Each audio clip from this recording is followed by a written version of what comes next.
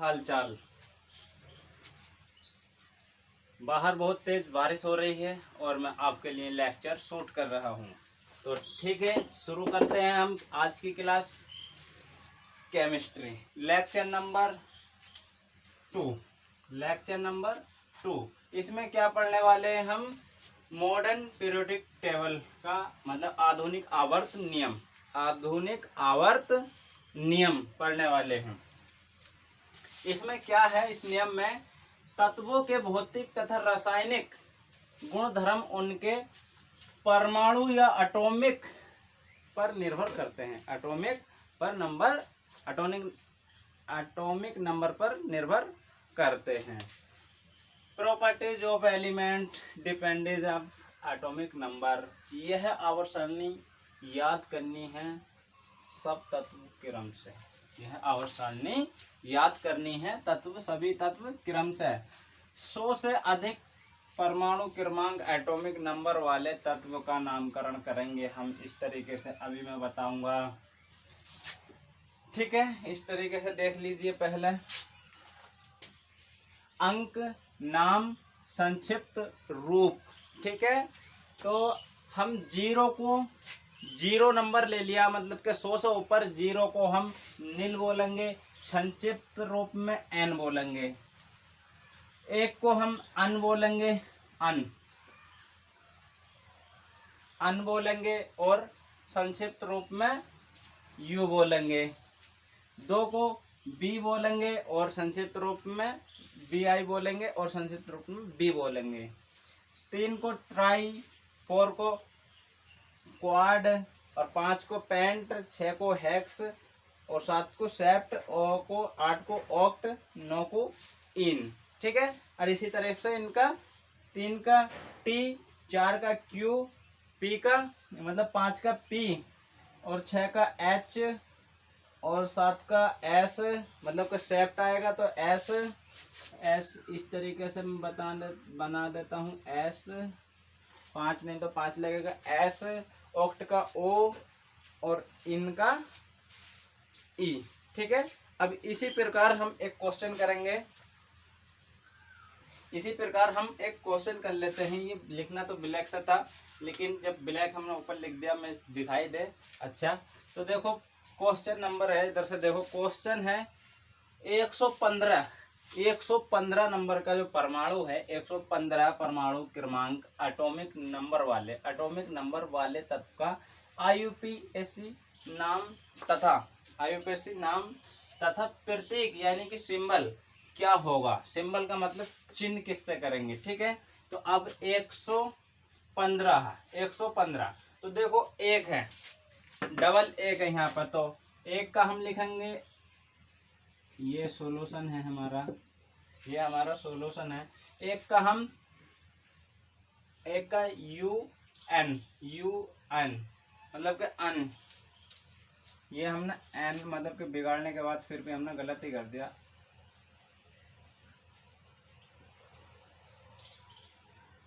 N,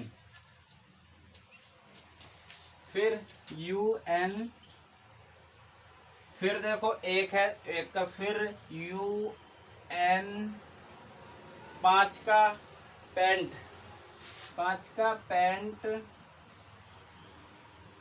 paint, और आई U L, आई बात को क्या लगा देते हैं? आई यू एन, ठीक है? आई एन एल,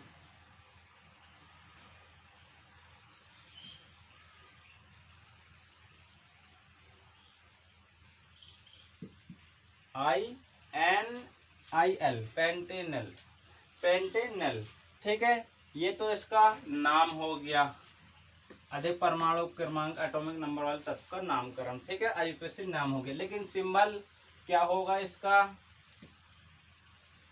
यू और पी, ये इसका सिंबल हो गया, ठीक?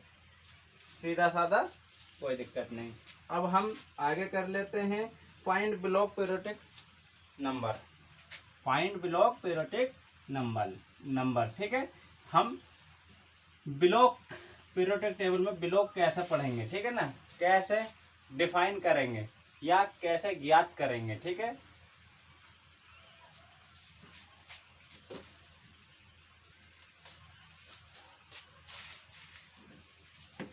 इसको इरेज कर देता हूं। और ये पीरियोडिक टेबल आपको याद करनी है, मैंने लिखा था, आपको याद करनी है ब्लैक में।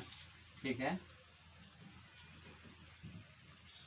इसी तरीके से क्रम में याद करनी है, नहीं तो आप कुछ नहीं कर पाएंगे। और नीट में भी और 12th में 11th में इसका क्वेश्चन आता है। ठीक है, तो आपको क्वेश्चन ऐसे के ऐसे ही मिल जाएंगे, तो आप इसको तरीके से याद करो। ठीक है,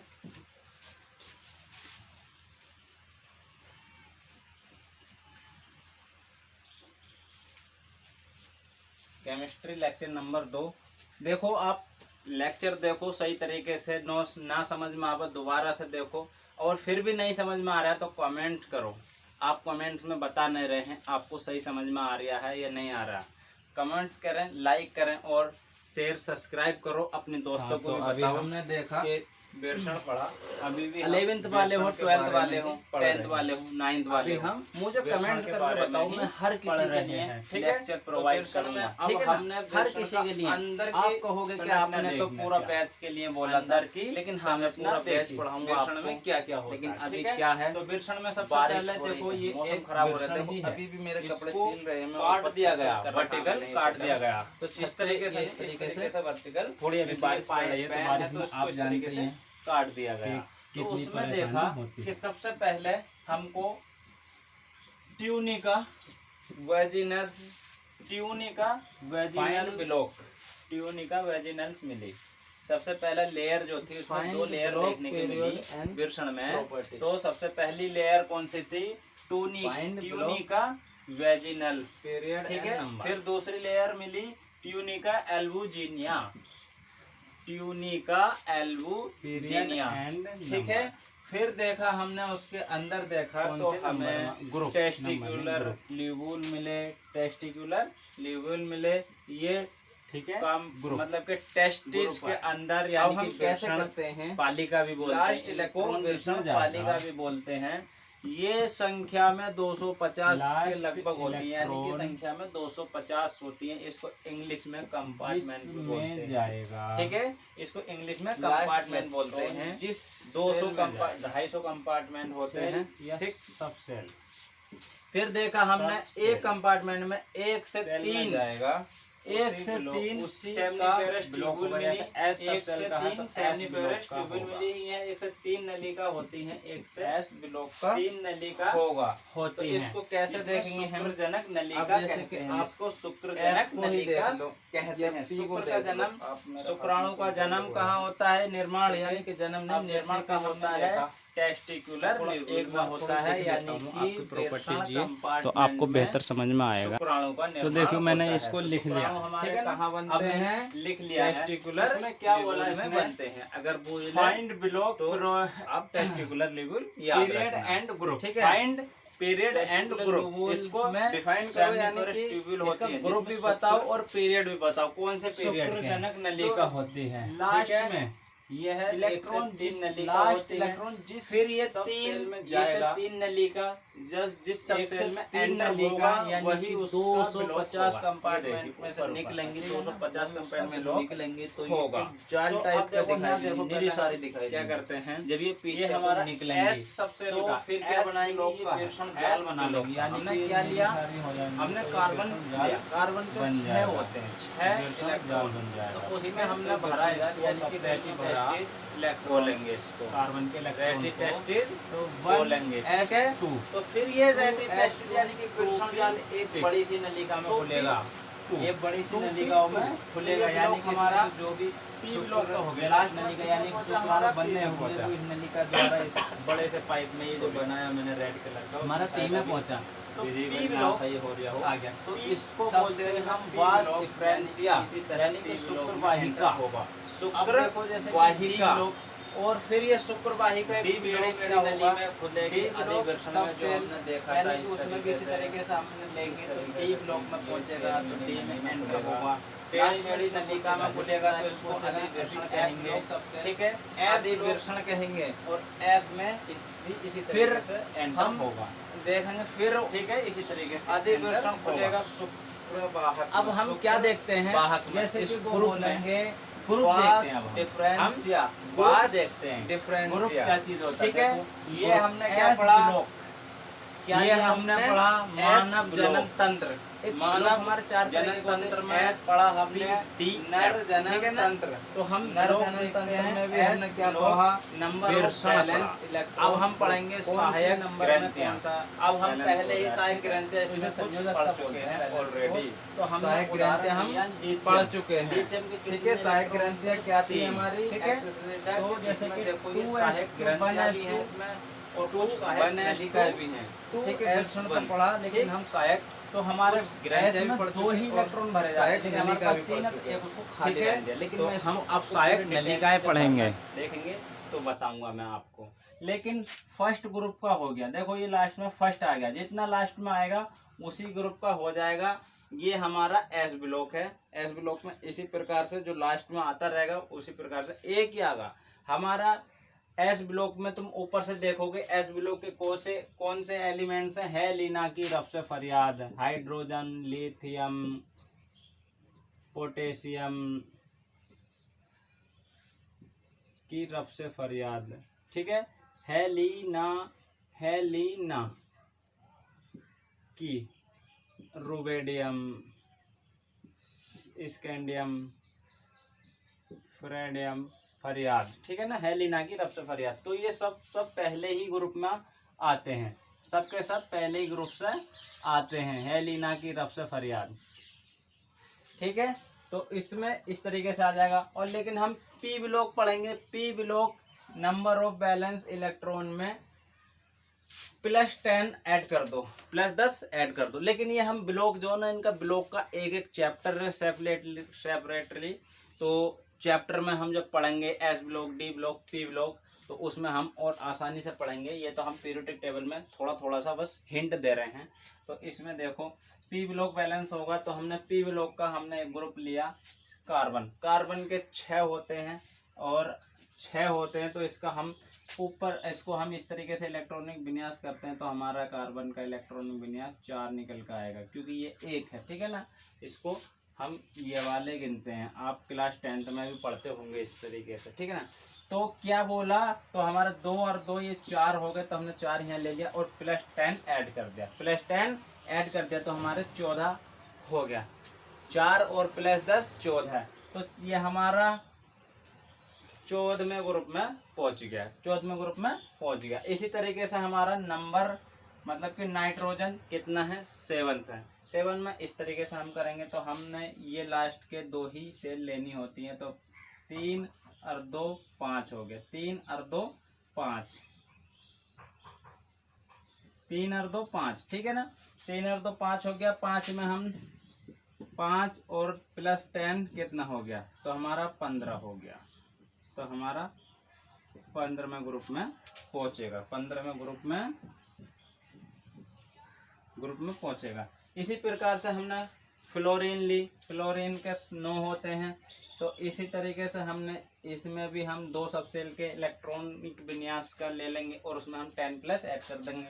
तो 2 और 5 7 हो गया, +10 यानी कि 17 हो गया। तो ये 17वें ग्रुप का एलिमेंट हो गया, ग्रुप के एलिमेंट है, एलिमेंट्स हैं। और डी वो हमारा पी ब्लॉक का हो गया, एस ब्लॉक का होगा, पी ब्लॉक का हो गया, और हमारा ये डी ब्लॉक का ये है, ठीक है ना।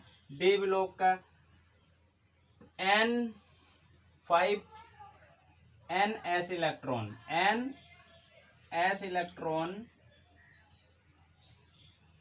इलेक्ट्रॉन प्लस नहीं, तो एस नहीं, N electron plus N- D electron में जाएंगे, ठीक है। तो इसमें क्या होगा, N ऑक्टोमस्ट सेल है। इसका मतलब देखो, जैसे कि हमने उदाहरण लिया फ्लोरीन, तो इसमें क्या हो गया, हमारा 26 है, हमारा ये 26 है इसका इलेक्ट्रॉन, लेकिन हमने AR लगा दिया। आर्क इसका इलेक्ट्रॉन इससे कट जाता है क्योंकि हमें लंबी पड़ जाएगी इलेक्ट्रॉनिक विन्यास क्रम। तो इसमें हमारा कौन सा पहुंचेगा 4 सब सेल 4s3d, यानी कि हम 3d इसमें 2 ये हैं और 6 ये हैं। तो हम क्या करेंगे n प्लस इस तरीके से जोड़ के हमारा 6 मतलब के 7 8 हो जाएगा, ठीक है ना। तो ये 8 में ग्रुप के हैं। इसी तरीके से हमने कॉपर लिया, इसका इलेक्ट्रॉनिक विन्यास 29 है, तो हमने AR लगा दिया क्योंकि AR जो होता हमारा 20 में होता, AR हमारा 20 में होता। तो हमने 4s1 और 3d हो गया, 3d हो गया। इसमें 1 क्यों आया, क्योंकि 2 आता लेकिन हमने यहाँ नहीं तो 9 रह जाते, तो हमने उस सब सेल को भर दिया। तो इसी तरीके से इसका विन्यास आ गया। तो ये 11th ग्रुप के हो गए, 11th ग्रुप के एलिमेंट्स हो गए, ठीक है। ये एलिमेंट्स हमारे ग्रुप हो गए। इसी से रिलेटिव हमारा एक क्वेश्चन आगा, तो मैं क्वेश्चन आपको लिख के बता देता हूँ, थोड़ा इंग्लिश में है, ठीक है। या मैं इंग्लिश का क्वेश्चन छोड़ देता हूँ, कोई नहीं, मैं आपको फिर बता दूंगा आपको, ठीक है। या फिर भी मैं आपको करा देता हूँ, आप प्यारे बच्चे सोल्जर्स हो, ठीक है ना। तो मैं आपको लिख के बता देता। तो देखिए बच्चों, मैंने जो आपको क्वेश्चन बता रहा हूँ मैं, ये क्वेश्चन क्या है, देखो क्वेश्चन है the element Z 114 has been discovered recently. It will withdrawn to which of the following family, ये फैमिली है, following family group and elementary configuration, element है ये, एलिमेंट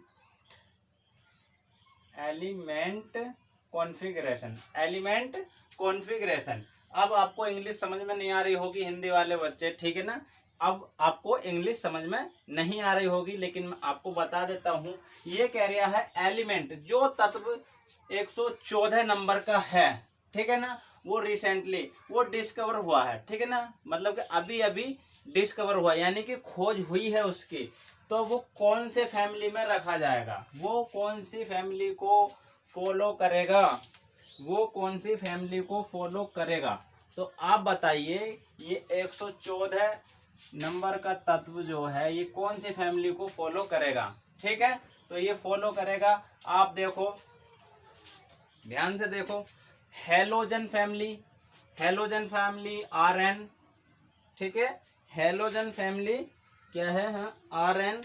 तो Rn मतलब कि 100 से ऊपर के हैं, तो 100 से ऊपर को हमें 14 देखना है। तो 14 तो देखो इसमें ये हो गए, ठीक है। और देखो ये इतना, तो हमारा ये 114 है, ठीक है ना। तो हमारा इसमें कौन सा होगा, ये कार्बन फैमिली का तत्व है। हमारा ये आंसर सही राइट हो जाएगा, ये हमारा कार्बन फैमिली का तत्व है, ठीक है। इस तरीके से आपको इस पीरियोडिक टेबल मैंने बताया था, याद रखना है। तो इसी प्रकार के आपके पास क्वेश्चन बनेंगे। बारिश हो रही है, काफी तेज बारिश हो रही है अभी भी, तो आप भी बारिश का लुत्फ उठाइए और पढ़ना जरूर, भूलना मत, पढ़ना जरूर। तो देखो अब एक और है छोटा सा कॉन्सेप्ट और फिर क्लास खत्म कर दूंगा मैं। परिभक्षण प्रभाव, यानी कि शेयरिंग प्रभाव, शेयरिंग इफेक्ट। इसमें क्या होता है, परिभक्षण यानी कि अंदर के इलेक्ट्रॉन बाहर के इलेक्ट्रॉन पर रिपल्सिव फोर्स, प्रतिकर्षण बल लगाते हैं। रिपल्सिव का मतलब प्रतिकर्षण बल लगाएगा, यानी कि इफेक्ट बढ़ जाएगा उसका, मतलब ये तो अलग है। जैसे कि जेड टोटल अट्रैक्शन करता है, जेड टोटल मतलब कि अट्रैक्शन फोर्स लगाता है, और सिग्मा क्या करता है, सिग्मा टोटल रिपल्सिव फोर्स लगाता है। अट्रैक्शन मतलब कि जेड क्या करेगा, अपने तरफ को अट्रैक्ट करेगा, और सिग्मा क्या करेगा, रिपल्सिव करेगा। रिपल्सिव का मतलब कि दूर जाना, और अट्रैक्शन का मतलब पास पास आना, ठीक है। तो इसमें देखो हमारे ये चारों के चारों ग्रुप हैं, ब्लॉक हैं, ये ब्लॉक है हमारे चारों के चारों, S block, P block, D block, F block. सबसे ज्यादा पावर हमारे किस ब्लॉक की होगी, एस ब्लॉक की होगी, फिर पी ब्लॉक की होगी, फिर डी ब्लॉक की होगी और एफ ब्लॉक की होगी। अगर हमने इनकी शील्डिंग कराई यानी कि बंधन करा दिया गच के, अगर हमने देखा एक तरफ से हमारा एस ब्लॉक आ गया और एक तरफ से हमारा पी ब्लॉक आ गया, दोनों का बंधन इतना मजबूत हो जाएगा कि इनको छुटाने वाला कोई नहीं होगा। तो इसको बोल देंगे हम मतलब कि good shielding effect. Good shielding effect, इनका प्रभाव इतना मजबूत हो जाएगा कि इन्हें कोई छुटाने वाला नहीं आएगा। ठीक है, इस तरीके से डी और एफ ब्लॉक रह गए, तो इनकी पूर शील्डिंग हो जाएगी, पूर शील्डिंग हो जाएगी। पूर शील्डिंग इफेक्ट यानी कि आधा अधूरा इफेक्ट रहेगा इनकी। इस तरीके से होगी, कोई ले जा रहा तो थोड़ा बहुत कहेगा भाई मत ले जा, फिर भी ले जाएगा। ठीक है, तो इसको इस तरीके से समझो जैसे कि एक ये पूरा गोलाई है इस तरीके से। तो आप ये जो है हमारा एस ब्लॉक समझो, ये पी ब्लॉक, और इसमें जो हमारा ये डी ब्लॉक और एफ ब्लॉक। इसका मतलब क्या है, गुड शील्डिंग क्यों है इसकी, क्योंकि देखो जितना नाभिक के द्वारा इलेक्ट्रॉन होंगे और जितनी नाभिक के द्वारा सेल होंगी, सब सेल होंगी, तो उसके इलेक्ट्रॉन गुड शील्डिंग में आएंगे।